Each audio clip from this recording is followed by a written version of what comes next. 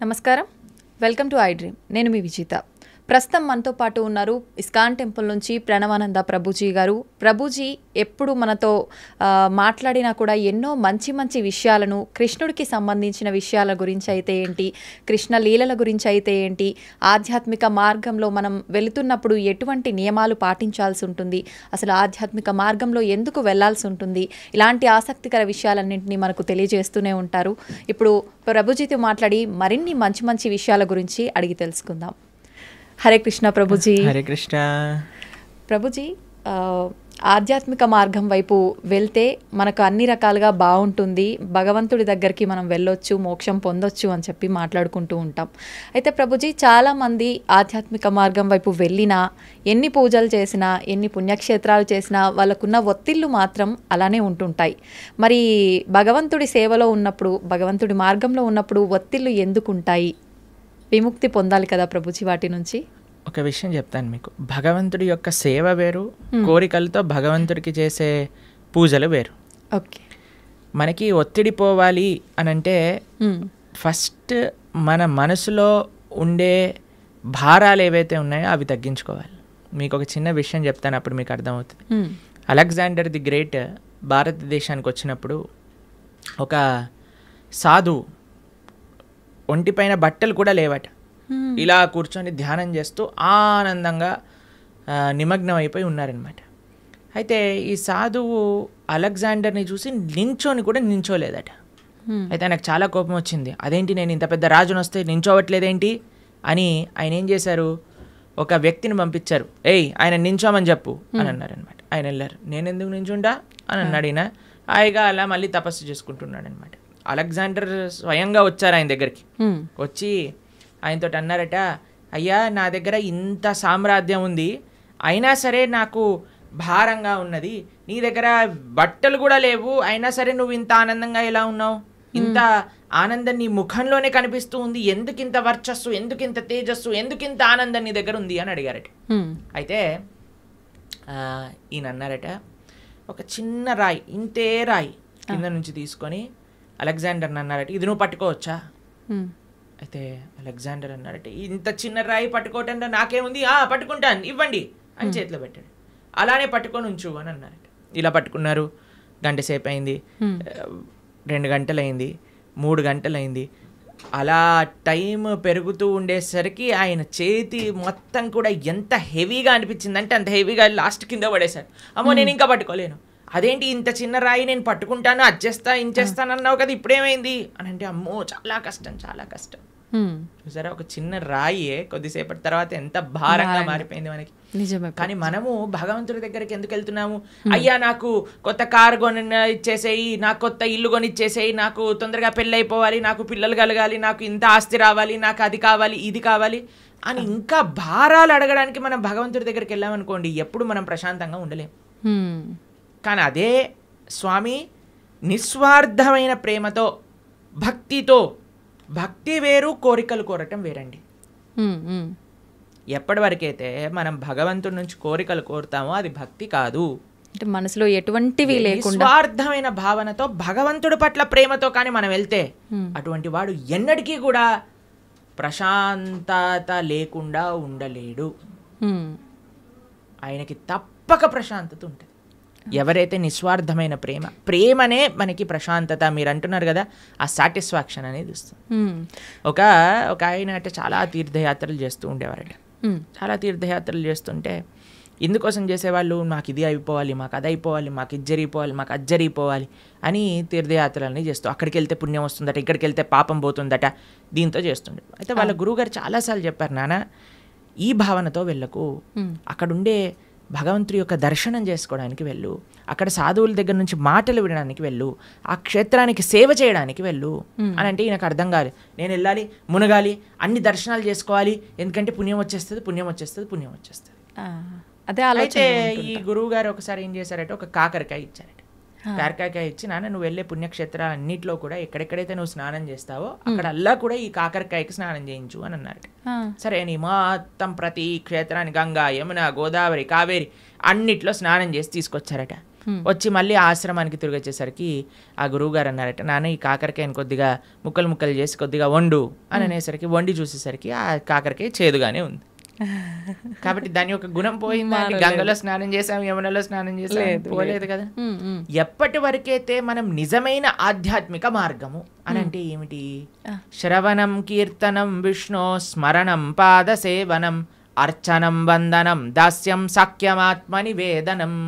ఈ నవవిధ భక్తి మార్గాలలో మనం ఉండమో అప్పటి వరకు మన హృదయ శుద్ధీకరణ అనేది జరగదు. ఎంతవరకైతే మన హృదయ శుద్ధీకరణ అనేది జరగదో అప్పటి వరకు మనకు ప్రశాంతత ఉంటుంది అనమాట. అలాంటి తీర్థయాత్రకి వెళ్ళటం తప్పని చెప్పట్లేదండి. ఏ భావనతో వెళ్ళాలి? సేవా భావనతో వెళ్ళాలి. ఏ భావనతో వెళ్ళాలి? భగవంతుడి పట్ల ప్రేమతో వెళ్ళాలి. ఏ భావనతో వెళ్ళాలి? అక్కడ నుంచి ఏం నేర్చుకోవచ్చు, ఏం తెలుసుకోవచ్చు అనే భావనలోకి వెళ్ళాలి. కానీ ఏదో పుణ్యం వచ్చేసేయాలి, పాపం పోవాలి, ఏదో సైట్ సీయింగ్గా ఇలా వెళ్తే ఏం ప్రయోజనం లేదు. ఇప్పుడు చూడండి, ఏ క్షేత్రాలకు వెళ్ళినా మనం 4 ధామ్లో చూస్తూ ఉన్నాం. అందరు కూడా కెమెరాలు పట్టుకొని రికార్డింగ్స్ చేయడానికి, వ్లాగింగ్స్ చేయడానికి వెళ్తున్నారట. అవును ప్రభు. కేదార్నాథ్, బద్రీనాథ్ ఇలాంటి క్షేత్రాలన్నిటికీ కూడా బృందావనంలో అందరు రీల్స్ చేయడానికి వెళ్తున్నారు.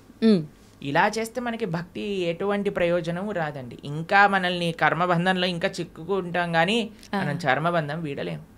కానీ ఎప్పుడైతే మనం సాధువుల దగ్గర నుంచి శ్రద్ధగా వింటామో, ఎప్పుడైతే మంచి విషయాలు స్మరిస్తామో, ఎప్పుడైతే చక్కగా జపం చేస్తామో భగవన్నామాన్ని, ఎప్పుడైతే భాగవత రామాయణాదులు చదువుతామో అప్పుడు నిజమైన శుద్ధీకరణ అనేది జరుగుతుంది. అప్పుడు నిజమైన ఒత్తిడి, స్ట్రెస్ అని ఏవేవో అంటున్నాం కదా, అవన్నీ పోతాయి. ఆనందంగా మనం భగవంతుడి దగ్గర ఉండొచ్చు. ఓకే ప్రభుజీ, కొంతమంది అనుకుంటారు నేను భగవంతుడి ధ్యాసలోనే ఉండాలి, ఆయన మొత్తం ఆయనకే అంకితం అయిపోవాలి అంటే కుటుంబ వ్యవహారాల్లో ఉంటుంటారు, కానీ ఎక్కువగా నేను ఆధ్యాత్మికం వైపు నడవాలి అనుకుంటున్నాను అనుకున్నా కూడా మనసు అనేది ఏకాగ్రత ఉండదు. అటువంటి వారు ఏం చేయాలి ప్రభుజీ? ఇలాంటివన్నీ గొడవలైనాక నెక్స్ట్ మూమెంట్ అనిపిస్తుంది నిజంగానే. తర్వాత అయిపోయాక అంతా బాగుంది బాగుంది, దేవుడు పక్కన మనము మన సంసారంలో ఉంటాం. అవునవును, దీన్ని శ్మశాన వైరాగ్యము అని అంటారు. కాబట్టి దీంతో పనికి రాదండి. మనము to start with regular spiritual practice ఉండాలి. మనం ఏమనుకుంటామంటే ఇప్పుడు నేను మొత్తము కూడా ఈ సంసారంలో ఉంటాను, ఒక సమయానికి సంసారానికి పులి స్టాప్ పెట్టేసి మొత్తం ఆధ్యాత్మికం అయిపోతాను. అలా అవ్వదండి ఎప్పుడు కూడా. మనము బ్యాలెన్స్ నేర్చుకోవాలి, మనకి ప్రియారిటీస్ ఉండాలి. కాబట్టి అలా మొత్తం వెళ్ళిపోతాను, మొత్తం మునిగిపోతాను అని చాలామంది మాకు కూడా చెప్తూ ఉంటారు. ప్రభుజీ ఇంకొక 4 సంవత్సరాలు వెయిట్ చేయండి, 4 సంవత్సరాల తర్వాత నువ్వు ఉంటావో లేదో తెలియదు కదా. అవును, ఎవరు ఉంటారో లేదో తెలియదు కదండి. ఒక నెక్స్ట్ క్షణంలోనే ఏమవుతుందో చెప్పలేం కదండి. నిజమే ప్రభుజీ. దేహినాం క్షణ భంగురహ అని అంటారు. తామరాకు పైన నీటి బొట్టు లాంటిది అనమాట మానవ జన్మ. ఇప్పుడు చూస్తున్నాం మనం, అసలు ఆశ్చర్యపోతుంది. అసలు మీరు ఎప్పుడైనా ఇంటర్నెట్లో చూసారనుకోండి, ఒకళ్ళు ఇలా పెళ్లిళ్ళల్లో డాన్స్ చేస్తూ వెళ్ళిపోతారు. చిన్న చిన్న పిల్లలు, ఇప్పుడు వయసుతో సంబంధం లేదు హార్ట్ అటాక్ రావడానికి. అలానే ఎవరికైనా వస్తుంది అని కాదండి, మనకి తెలియదు ఎవరికి ఏమవుతుందో అనే విషయం. అవును. కాబట్టి మనం ఏమంటున్నామంటే ఒకనాడు ఇలా చేస్తాము, ఒకనాడు అలా చేస్తాము అన్నదానికంటే మనకి ఇప్పుడున్న సమయంలో కొద్దిగా సమయం భగవంతుడి కోసం తీయండి, కొద్దిగా సమయం వెచ్చించండి భగవంతుడి కోసము. ఓకే, వెచ్చించి చక్కగా దాన్ని మంచి ఆధ్యాత్మిక మార్గంలో యూజ్ చేయండి. ఎందుకంటే అదే మనకి శాశ్వతమైన ఫలితాన్ని ఇస్తుంది. స్వల్పమప్యస్య ధర్మస్య త్రాయతే మహతో భయాత్ అని కృష్ణుడు భగవద్గీతలో చెప్పారు. నువ్వు ఇంత చేస్తే నీకు ఇంత ఇస్తా, ఇంతగా కృష్ణుడు స్వీకరిస్తాడట. ఇంత చేస్తే, మనం ఇంత చేస్తే భగవంతుడు ఇంత అనుకుంటాడట దాన్ని. కానీ ఈ ప్రపంచంలో వాళ్ళకి ఇంత చేసినా సరే వాళ్ళు అనుకుంటారు ఏం చేశాడు వీడు నాకు, పెళ్ళిళ్ళల్లో ఇలానైనా మమ్మల్ని చూసుకునేది, అలానైనా మమ్మల్ని చూసుకునేది అని కొట్లాటలు పెట్టడానికి జనాలు అందరూ రెడీగా ఉంటారు. కానీ భగవంతుడు రివర్స్. కానీ మనం ఈ ప్రపంచంలో ఉండే వాళ్ళందరినీ సాటిస్ఫై చేయడానికి ప్రయత్నం చేస్తున్నాం, ఈజీగా సాటిస్ఫై అయ్యే భగవంతుని వదిలేస్తున్నాం. అది మనం చేసేదన్నమాట. కానీ మనం ఏమంటున్నామంటే బ్యాలెన్స్డ్గా ఉండండి, మంచిగా ప్రతిరోజు కొద్ది సమయమైనా గీత చదువుకోవడానికి. మీరు చూడండి, ఏ మతం వాళ్ళైనా అండి చిన్నప్పటి నుంచి పిల్లలకి నేర్పిస్తారు వాళ్ళ మతం ఏంటి, వాళ్ళ సాంప్రదాయం ఏంటి, అసలు వాళ్ళ పుస్తకాలు ఏంటి, పుస్తకాలు చదవటం కానీ వాళ్ళ యొక్క ఉత్సవాలు. మనకి అప్పుడు చిన్నప్పటి నుంచి ఎంజాయ్మెంట్ తప్ప మిగతాది ఏమీ మనం నేర్పించట్లేదు. ఎంతమంది తల్లిదండ్రులు పిల్లలకి గీతా భాగవతాదులు చెప్తున్నారు చెప్పండి ఒకసారి? చాలా తక్కువగా ప్రభుజీ. అప్పుడు మన ధర్మం ఎలా ముందుకెళ్తుంది చెప్పండి? అవును. కాబట్టి మనం జాగ్రత్తగా కొద్దిగా టైం తీసుకొని ప్రతిరోజు కానీ మనం చదువుతూ పిల్లలకి చెప్తూ ఉంటే అప్పుడు కరెక్ట్ సమాజం అనేది మంచిగా ఉంటుంది, దృఢంగా ఉంటుంది. అది ముఖ్యం అన్నమాట. ఓకే ప్రభుజీ, వింటుంటాం సాధారణంగా పెద్దవాళ్ళు అంటుంటారు వీడు కారణ జన్మురా అని చెప్పి. అసలు నిజంగా కారణ జన్ములు అంటే ఎవరు ప్రభుజీ? సృష్టిలో ఉన్న ప్రతి ఒక్కరూ కారణ జన్ములే అంటారా? కారణ జన్ములు అనేదానికంటే కర్మ జన్ములు అనడం బెటర్ ఏమో, ఎందుకంటే అందరూ వాళ్ళ కర్మ ఫలితంగా జన్మిస్తూ ఉంటారు.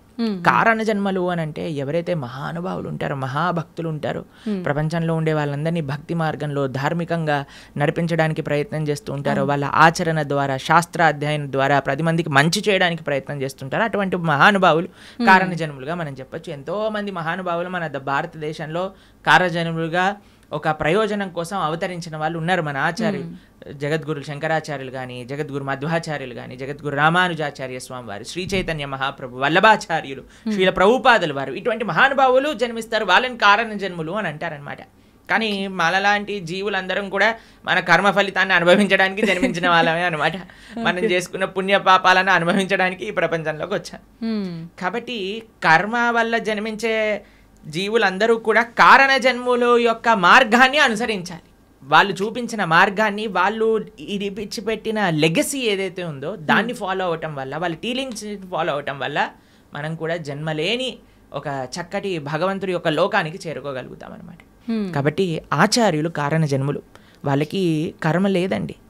ఏ మహా భగవద్భక్తుడు ఆవిర్భవించినప్పుడు భగవంతుడు స్వయంగా ప్రేరణ చేస్తే, అయ్యా నువ్వు వెళ్ళి జనాలను ఉద్ధరించు అని చెప్తే కానీ వాళ్ళు రారు.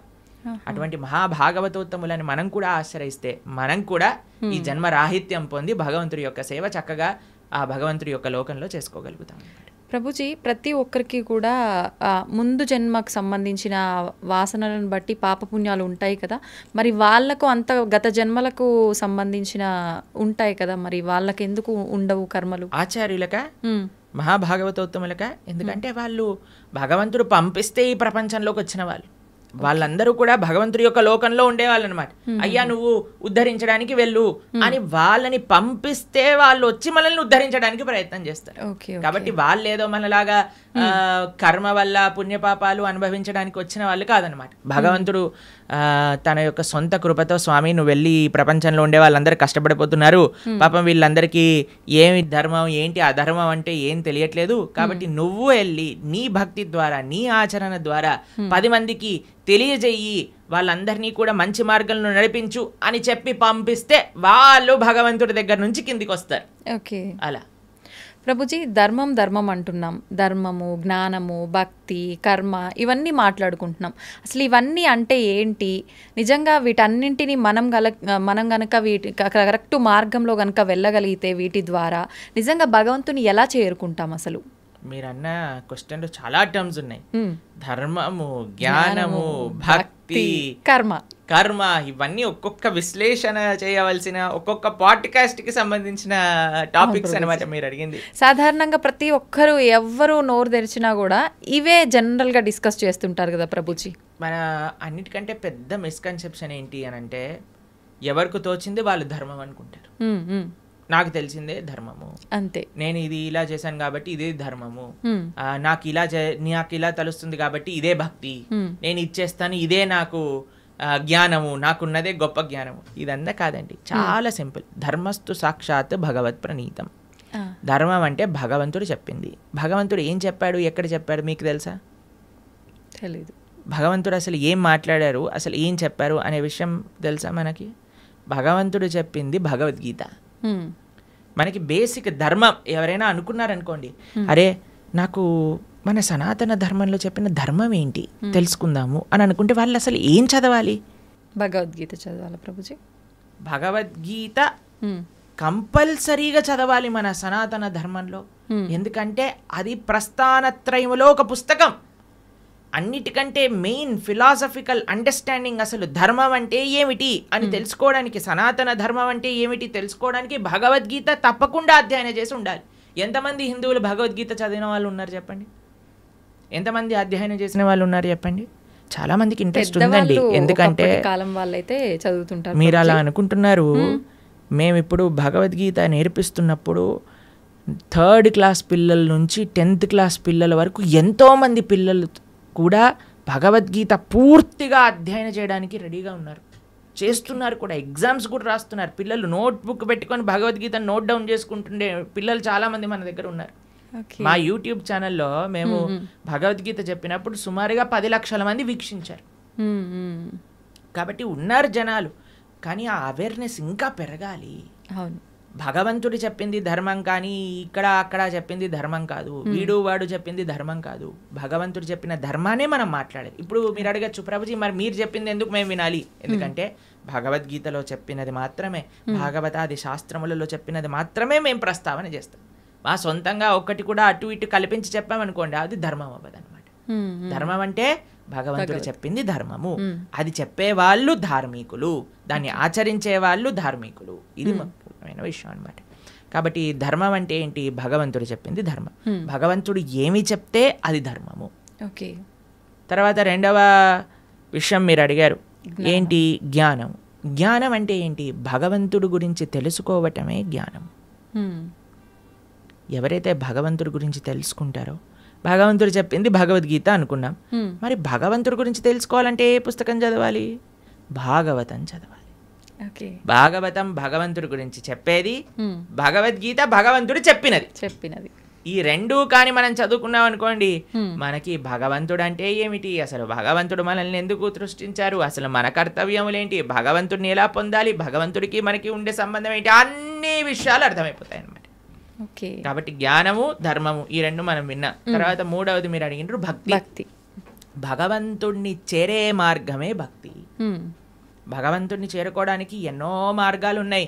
అన్నిటికంటే సులభమైనది, అన్నిటికంటే శ్రేష్టమైనది, అన్నిటికంటే ఆనందకరమైనది, అన్నిటికంటే సులభమైనది, అన్నిటికంటే మహోన్నతమైనది ఏదన్నా ఉంటే అది భక్తి మార్గము. తర్వాత లాస్ట్ మీరు అడిగింది కర్మ. మనం చేసే దాన్ని అన్నిటికీ కూడా మనకి రివర్స్లో మరి చేసిన దాన్ని వస్తుంది. ఇది బేసిక్ డెఫినేషన్. కర్మ ఈజ్ వెరీ కాంప్లికేటెడ్, కానీ మనం చేసిన దాని నుంచి మనం తప్పించుకోలేము. ఇది గుర్తుపెట్టుకోవాలి. మనం చేసిన పుణ్యము మనకు వస్తుంది, మనం చేసే పాపము మనకు వస్తుంది, మనం చేసిన భక్తి యొక్క సుకృతి కూడా మనతో పాటు ఉంటుంది. ఇది అర్థం చేసుకోవటం కర్మ. ఇది చాలా డీప్ విషయాలు. మళ్ళీ ఎప్పుడైనా మనకి సమయం ఉన్నప్పుడు కర్మ గురించి, జ్ఞానం గురించి, భక్తి గురించి, అలానే ధర్మం గురించి ఇంకా మనం డీప్గా డిస్కస్ చేసుకోవచ్చు అనమాట.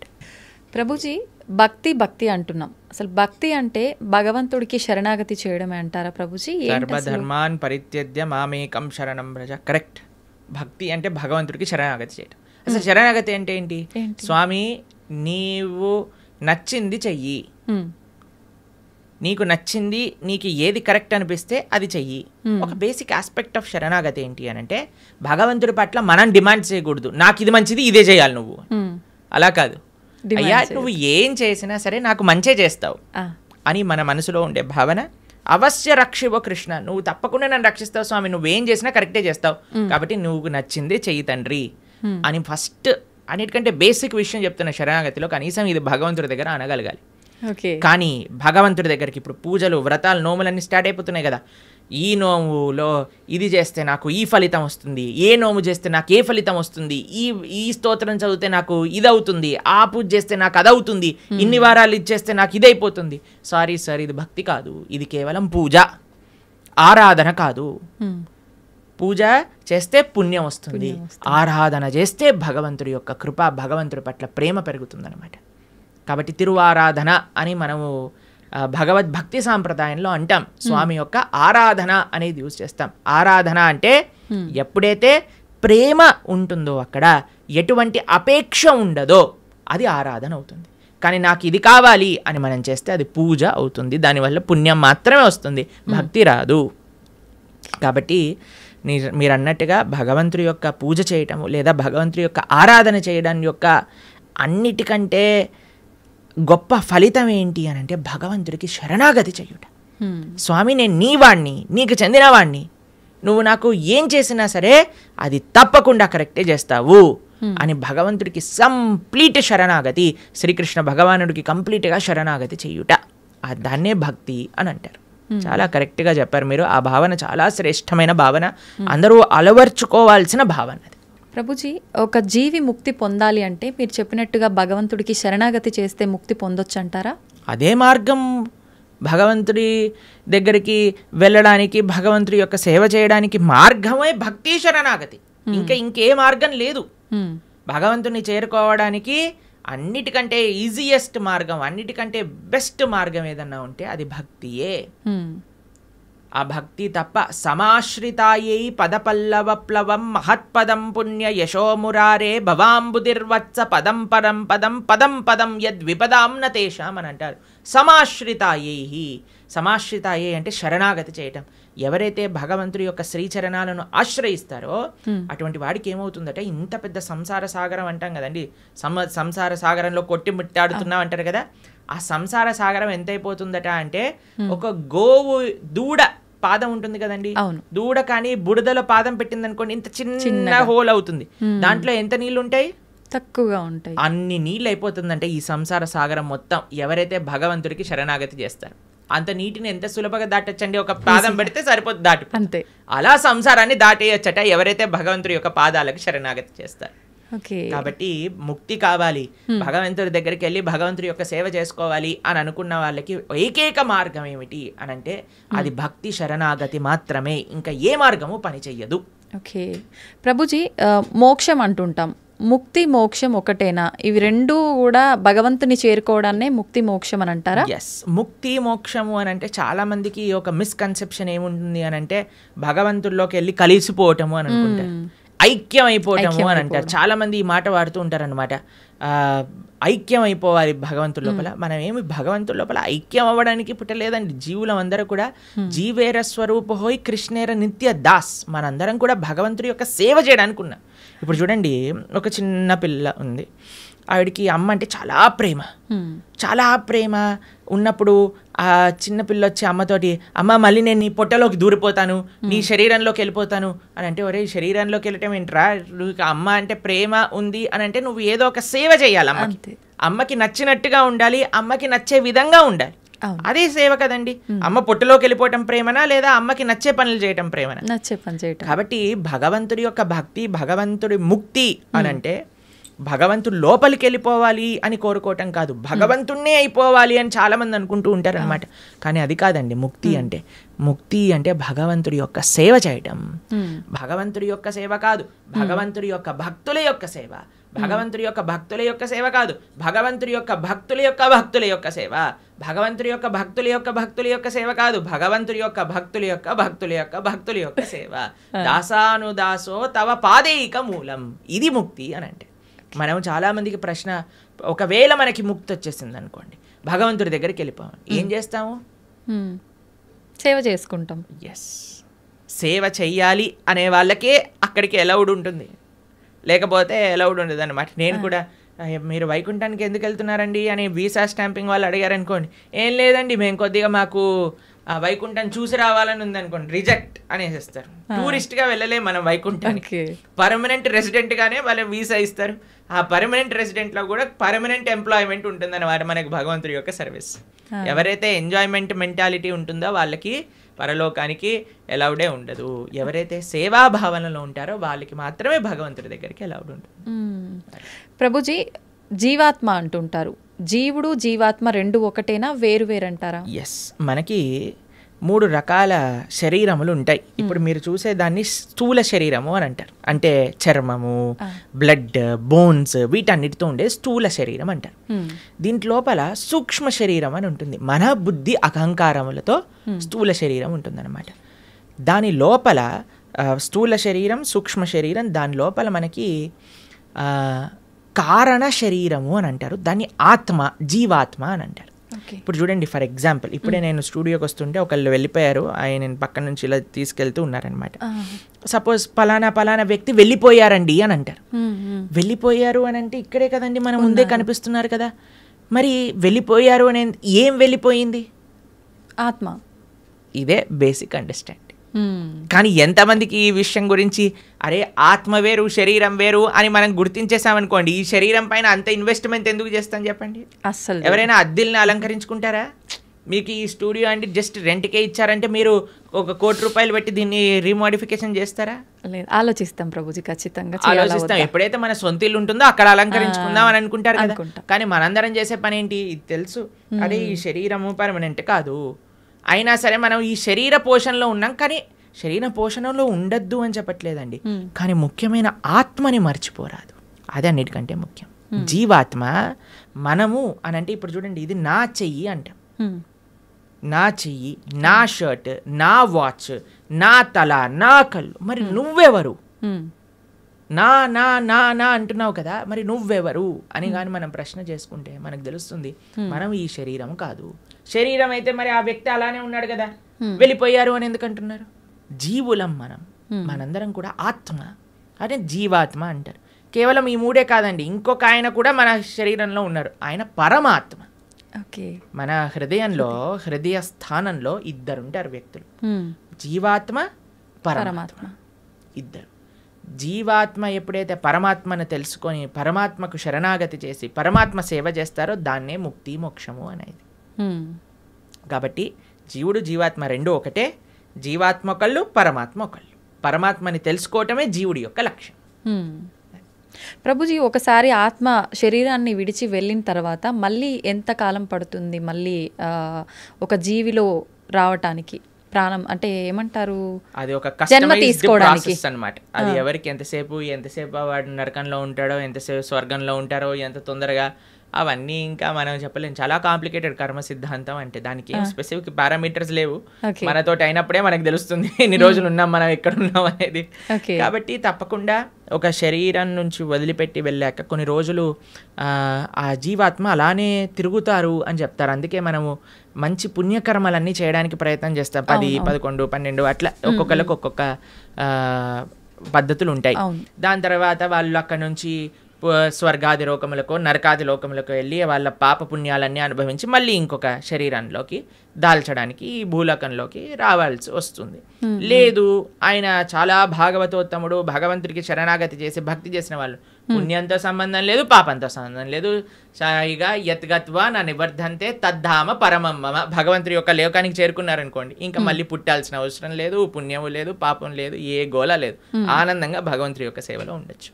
మన సనాతన ధర్మంలో మీరు అర్థం చేసుకోవాల్సినవి 3 ఉన్నాయండి. ఏంటి ప్రభుజీ? ఒకటి పాపం, అంటే మనం చేసే తప్పుడు వాటికి వచ్చే ఫలితాన్ని పాపము అని అంటారు. 2 పుణ్యం, మనం చేసే మంచి పనులకి మనకి రిటర్న్గా వచ్చేది పుణ్యం. ఇంకొకటి 3వది ఉందండి, దాన్ని భక్తి అని అంటారు. భక్తి పుణ్యానికి సంబంధం లేదు, పాపానికి సంబంధం లేదు, ఇది సపరేట్ బ్యాంక్ అకౌంటే. ఎప్పుడైతే మనం ప్రేమతో భగవంతుడిని ఆశ్రయిస్తామో అది పుణ్యం కాదు, అది భక్తి సుకృతి అంటారు, భక్తోన్ముఖ సుకృతి అని అంటారు. ఎవరైతే భక్తి చేస్తారో అటువంటి వాళ్ళు నా స్వర్గానికి వెళ్ళరు, నా నరకానికి వెళ్ళరు, వాళ్ళు వెళ్ళేది భగవంతుడి యొక్క లోకానికి. స్వర్గానికి వెళ్ళినా, నరకానికి వెళ్ళినా, ఇంకా ఏ దేవత యొక్క ప్రపంచానికి వెళ్ళినా సరే, లోకానికి వెళ్ళినా సరే, కృష్ణుడు భగవద్గీతలో చెప్తారు, ఆ బ్రహ్మ భువనాలోక పునరావృత్తినో అర్జున. ఇక్కడ నుంచి బ్రహ్మలోకం అంటే అన్నిటికంటే టాప్ మోస్ట్ లోకం అనమాట. అక్కడ వరకు వెళ్ళిన వాళ్ళు కూడా మళ్ళీ పుట్టాల్సిన అవసరం ఉంటుంది. ఎప్పుడైతే మాముపేత్యత్తు కౌంతయ్య, నన్ను ఆశ్రయించిన వాళ్ళు, ఎవరు చెప్తున్నారు నన్ను అని అంటే కృష్ణుడు అర్జునుడితో చెప్తున్నారు, నన్ను ఆశ్రయించిన వాళ్ళకి మళ్ళీ పుట్టుక అనేది ఉండదు అనే విషయం చెప్తున్నారు. కాబట్టి మనం పుణ్యం పైన ఫోకస్ చేయకూడదు, పాపం పైన ఫోకస్ చేయకూడదు, మనం భక్తి పైన ఫోకస్ చేయాలి. ఇది పర్మనెంట్ సొల్యూషన్ అనమాట. ఓకే ప్రభుజీ, భక్తి వేరు, భగవంతుణ్ణి తెలుసుకోవడం వేరా ప్రభుజీ? 2 ఒకటేనా? భక్తి మార్గంలో మొట్టమొదటి అడుగు శ్రవణం, అంటే భగవంతుడి గురించి తెలుసుకోవడం. ప్రహ్లాదుని హిరణ్యకశిపుడు అడుగుతారు, అయ్యా నువ్వు స్కూల్కి వెళ్ళావు కదా, బోర్డింగ్ స్కూల్ హాస్టల్కి వెళ్ళావు కదా, ఏం నేర్చుకున్నావు అని అంటే, శ్రవణం కీర్తనం విష్ణు, శ్రవణం అని అంటే భగవంతుడి గురించి వినటము. భక్తి అంటే ఏదో పూజలు చేసేసి ఇక్కడ నుంచి 1000 పూలు పట్టుకొచ్చేసి ధూపాలు వేసేసి నోములు ఇచ్చేసి లక్ష పూలలతో పూజ చేసేసి ఒక లీటర్ల అభిషేకాలు చేసి, ఇది కాదండి భక్తి అంటే. భక్తి అంటే భగవంతుడి గురించి వినటం. ఇది ఎవరు చెప్తున్నారు? పరమభక్తుడైన ప్రహ్లాదుడు చెప్తున్నాడు. ఫస్ట్ ప్రాసెస్ ఏంటి? శ్రవణం, భగవంతుడి గురించి వినటం. ఏం వినాలి? గీత, భాగవత, రామాయణ అసలు అన్నీ ఏదైతే భగవంతుడి గురించి చెప్తారో వాటిని వినాలి. శ్రవణం, కీర్తనం, దాని తర్వాత మనం చేయాల్సింది జపం. చూడండి ఆయన ఏం ప్రాసెస్లో చెప్తున్నారు, ప్రియారిటీ వైజ్ చెప్తున్నారు అనమాట. శ్రవణం, కీర్తనం, విష్ణో. ఎవరికి చేయాలి ఇది? భగవంతుడైన నారాయణుడు విష్ణువుకి చేయాలి. శ్రవణం, కీర్తనం, విష్ణు, స్మరణం, పాదసేవనం. స్మరిస్తూ ఉండాలి. మనం విన్నది స్మరిస్తూ స్మరిస్తూ స్మరిస్తూ ఉంటే అప్పుడు మనకి భగవంతుడి పట్ల ప్రేమ పెరుగుతుంది. అప్పుడు మనం భగవంతుడి యొక్క ఆరాధన చేసామనుకోండి, ప్రేమతో ఆరాధన చేయగలుగుతాం. లేకపోతే ఎప్పుడు మనసులో ఈ కోరిక ఈ కోరిక ఈ కోరిక ఈ కోరిక కోరిక గుర్తొచ్చినంత భగవంతుడు గుర్తురాడు. నిజమే ప్రభుజీ. ఎప్పుడైతే మనం శ్రవణం, కీర్తనం భగవంతుడి గురించి వింటామో, భగవంతుడి యొక్క నామాన్ని జపం చేస్తామో, అప్పుడు మనం ఆరాధన చేసేటప్పుడు మన మనసు భగవంతుడి పైన ఉంటుంది. కాబట్టి అందరూ కూడా ఫస్ట్ వ్రతాలు, నోములు, పూజలు చేసేయడానికి పరిగెత్తుతూ ఉంటారు. కానీ దాటికంటే ఫస్ట్ ఇనీషియల్ స్టెప్స్ ఏంటి అని అంటే, ఇప్పుడు చూడండి, ఒక ఫస్ట్ ఫ్లోర్కి ఎక్కాలి అని అంటే మనం లాంగ్ జంప్ చేసేసి ఎక్కిస్తామా? ఒకసారి దూకామనుకోండి, ఆయనతో కాళ్ళు చేతులు విరిగిపోతాయి, అంతే. మెల్లమెల్లగా ఎక్కామనుకోండి, కరెక్ట్ పాత్లో మనం వెళ్తూ ఉండొచ్చు అనమాట. అందుకే ఫస్ట్ స్టెప్ ఏంటంటే భగవంతుడి గురించి వినండి, భగవంతుడి గురించి వినండి, భగవంతుడు గురించి స్మరించండి, భాగవత, రామాయణాదులు ఏం చెప్పారో తెలుసుకోండి. అందుకే ఇన్ని గంటలు మనం యూట్యూబ్లలో వీటిలలో చెప్పేది ఎందుకు అని అంటే, జనాలు వినడానికి. వింటే వాళ్ళకి భగవంతుడి గురించి తెలిస్తే మంచి భక్తి మార్గంలో ముందుకెళ్తే అది జీవుడి యొక్క పరమశ్రేయస్సుకి కారణం అవుతుంది. ఓకే ప్రభుజీ, ఒక మంచి భక్తుడిగా ఉండాలి అంటే ఫస్ట్ చేయాల్సింది మీరు చెప్పినట్టుగా భగవంతుడి గురించి వినడమే అంటారా? కరెక్ట్. శ్రవణం, కీర్తనం. ఫస్ట్ ప్రాసెస్ ఏంటి అంటే శ్రవణం. మనం వినడానికి ప్రయత్నం చేయాలి. ఎవరి నుంచి వినడానికి ప్రయత్నం చేయాలి? ఎవరైతే శాస్త్ర అధ్యయనం చేసిన మంచి భక్తులు ఉన్నారు. ఇప్పుడు చూడండి, మార్కెట్లో ఎవరు పడితే వాళ్ళు చెప్పడానికి రెడీ అయిపోయారు. ఇది ఇలా చెయ్యి, ఆ చిట్కా ఇలా చెయ్యి, ఈ పరిష్కారం ఇలా చెయ్యి. అసలైతే ఎంత ఆశ్చర్యం అనిపిస్తుంది అంటే, కొన్నిసార్లు మాకు వీడియోలు పంపిస్తే అసలు ఇలాంటి వ్యక్తుల్ని ఎలా వినగలుగుతున్నారు జనాలు అని అనిపించేటట్టుగా ఆశ్చర్యపడిపోతాం అనమాట. ఎందుకంటే భాగవత మన శాస్త్రాలు చెప్పే విషయం వేరు, వీళ్ళు చెప్పే విషయాలు వేరు. ఒకడు తలపైన చేయబెడతానంటాడు, ఒకడు ఇంకొక మాయ చేస్తానంటాడు, ఇంకొకడు మ్యాజిక్ చేస్తానంటాడు. మాయలు, మ్యాజిక్ కావాలంటే మీరు మ్యాజిక్ షోకి వెళ్ళండి కదా, దేవుడి దగ్గరికి ఎందుకు రావాలి? ఆధ్యాత్మిక గురువు మాయలు, మ్యాజిక్లు, తంత్రాలు, యంత్రాలు, తలపైన చేయబెట్టాలు అవన్నీ చేయరండి. ఆధ్యాత్మిక గురువు ఎప్పుడైనా సరే, మీరు ఏ శాస్త్రంలో చూసినా ఎవరైనా సరే మీరు చూడండి, మన జ్ఞానము వేరే వ్యక్తులకి గురువు ఎప్పుడు కూడా శ్రవణం ద్వారానే పంపిస్తారు. రామ లక్ష్మణులు కూడా విశ్వామిత్రుల దగ్గర నుంచి శ్రవణం చేసి జ్ఞానాన్ని సంపాదన చేసుకున్నారు. కృష్ణుడు సాందీపముని దగ్గర నుంచి శ్రవణం చేసుకొని జ్ఞానాన్ని విన్నారు. అర్జునుడు కృష్ణుడి దగ్గర నుంచి శ్రవణం చేశారా? కృష్ణుడు వచ్చి చేయబెట్టాడు అర్జునుడి పైన శ్రవణం. కాబట్టి భగవంతుడిచ్చిన మార్గము శ్రవణం. మన జ్ఞాన సముపార్జన చేయాలి. మనకి ఏదో అయిపోవాలని మన ధర్మంలో కొంతమంది మనల్ని మోసం చేసే, ఇప్పుడు చూడండి, ఎవరికైతే మోసపోవాలని ఉంటుందో వాళ్ళని మోసం చేసే వాళ్ళు రెడీగా ఉంటారు మార్కెట్లో. మన ధర్మంలో మోసాలు చేసేవాళ్ళు తక్కువ అని మనం చెప్పడానికి వీలు లేదు, ఉన్నారు. ఎందుకంటే మనకి ఆ మోసపోయే ప్రవృత్తి ఉన్నది కాబట్టి. ఇది కాకుండా ఇతర మతాల వాళ్ళైతే ఇంకా పీక్స్కి వెళ్ళిపోయారనమాట. వాళ్ళు చేసే మోసాలు కానీ, వాళ్ళు చేసే యాక్టింగ్లు కానీ, వాళ్ళు చేయించే డ్రామాలు కానీ చూస్తే అసలు ఎందుకు ఇంతమంది అక్కడ ఉంటున్నారంటే, అసలు మీరు చూడండి, మేము ఆ వీడియో చూసినప్పుడు మాకు పంపిస్తుంటారనమాట జనాలు, ఇలా ఇలా ఇలా ఇలా వీళ్ళు చేస్తున్నారు ప్రభుజీ, పాస్టర్లు వీళ్ళు అని చూస్తున్నప్పుడు అయితే మాకు అనిపిస్తుంది, ఎవడైనా బుర్రున్నవాడు అసలు ఈ సభకి వెళ్తాడా? అసలు వీక్షిస్తాడా? వేలాది మంది అక్కడ కూర్చొని వీక్షిస్తున్నారు అంటే వీళ్ళందరూ మోసపోవడానికి రెడీగా ఉన్న వాళ్ళనే కాబట్టే కదండి మోసం చేస్తుంది. వాడు ఇంటికి వెళ్ళాక అనుకుంటున్నాడు, అసలు వీళ్ళు ఎంత మూర్ఖులు, అసలు ఎలాంటి వ్యక్తులు వీళ్ళు, నేను చేసే యాక్టింగ్లకి చప్పట్లు కొట్టటాలు, అరవటాలు, ఇలాంటి వాళ్ళు ఉన్నంత వరకు మోసాలు ఆపలేమండి. మన లోపల ఒక జాగరూకం కావాలి. నేను శాస్త్రాన్ని నమ్ముతా, భగవంతుడి యొక్క తత్వాన్ని అధ్యయనం చేస్తా, కానీ మ్యాజిక్ల వల్ల, ఏమంటాం, మీరు చేతులు పెట్టటాల వల్ల, ఏవో సృష్టించటం వల్ల, ఏదో మన జీవితంలో ఏదో మంచి జరిగిపోవటం వల్ల, దానివల్ల ఏది వచ్చే ప్రయోజనం లేదండి. ఈరోజు మంచి జరుగుతుంది, రేపేం జరుగుతుంది? జీవుడి యొక్క పరమశ్రేయస్సు భగవంతుడి గురించి తెలుసుకోవటం. అందుకే మేము ఎక్కడికి వెళ్ళినా మొత్తుకునేది ఒకటే విషయం, ఇవన్నీ యొక్క ట్రాప్లో పడకండి. మన మానవ జన్మ ఎన్నో సంవత్సరాల తర్వాత మనకి రేర్గా దొరికిన ఈ అవకాశాన్ని మంచి మార్గంలో ఉపయోగించుకోండి. అనే మేము అందరం ప్రార్థన చేస్తూ ఉంటాం అందరికీ కూడా. ఎందుకంటే మాకు అనిపించేది ఏంటి అంటే పాపం ఇలాంటి వాళ్ళ ట్రాప్లలో పడే వాళ్ళు చెడ్డవాళ్ళు కాదండి. భగవంతుడి గురించి తెలుసుకోవాలి అనుకుంటే కదా వాళ్ళు ఇలాంటి బాబాల దగ్గరికి లేదా ఇలాంటి వ్యక్తుల దగ్గరికి వెళ్ళేది. కానీ మేము అనుకునేది ఏంటి అంటే మంచి మార్గం కానీ వాళ్ళు తెలుసుకోగలిగితే వాళ్ళ జీవితం పండిపోతుంది. మన శాస్త్రం ఏం చెప్తుంది తెలుసా, ఇలాంటి చెడు వ్యక్తుల వల్ల వెళ్ళే వాళ్ళ పరిస్థితి ఎలా ఉంటుందట అంటే సగం మింగిన కప్పలాగా ఉంటుందట. పాము ఒక పెద్ద కప్పని పట్టేసుకుంటుంది. ఎంత పెద్దగా ఉంటుందంటే ఆ కప్ప లోపలికి మింగలేదు, బయటికి వదలలేదు. అలాంటి పరిస్థితులు చిక్కుకుపోతారు. కాబట్టి మీ అందరికీ మేము చేసే ప్రార్థన ఏంటి అంటే ఎవరైతే శాస్త్రాన్ని అధ్యయనం చేశారో, శాస్త్రపరంగా శాస్త్ర సమ్మతంగా మాట్లాడతారో, ఎవరైతే వైదిక సనాతన ధర్మాన్ని ఆచరిస్తూ ఉన్నారో, ఇప్పుడు ఏంటంటే అండి కలియుగంలో ఎంతోమంది దేవుళ్ళని మ్యానుఫ్యాక్చర్ అయిపోయారు. ఎక్కడ చూసినా వీడి దేవుడు అంటాడు, వాడి దేవుడు అంటాడు, అందరినీ దేవుళ్ళు అనటం ప్రారంభం చేశాం. కానీ ఒక్క విషయం, భగవంతుడు అనేవారు ఎవరైనా ఉంటే అది వేదములు ప్రతిపాదన చేసిన వారు మాత్రమే. కాబట్టి శాస్త్రీయంగా ఎవరైతే ప్రామాణికంగా దైవము అని చెప్పారో వాళ్ళ గురించి తెలుసుకోవటం శ్రేయస్సు. ఆ శాస్త్రీయమైన గ్రంథాలను అధ్యయనం చేయడం శ్రేయస్సు. కానీ మొన్న ఒక 50 సంవత్సరాల ముందో 70 సంవత్సరాల ముందో పుట్టిన గ్రంథాలని మనం చదవాల్సిన అవసరం లేదు. మనం చదవాల్సిన ఏదైనా వాంగ్మయం ఉంటే అది వ్యాసుడిచ్చిన వాంగ్మయం మాత్రమే.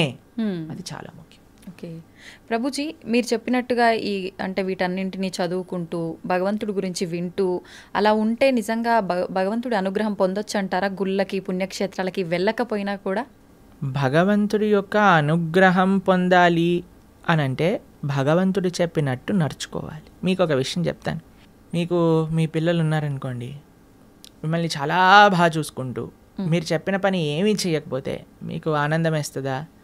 లేదా మిమ్మల్ని బాగా చూసుకుంటూ మీరు చెప్పిన పనులన్నీ కూడా చేస్తే బాగా ఆనందం వేస్తుందా? లేదా మిమ్మల్ని బాగా చూసుకోకపోయినా జస్ట్ మీరు చెప్పిన పనులన్నీ చేస్తే బాగా ఆనందం వేస్తుందా?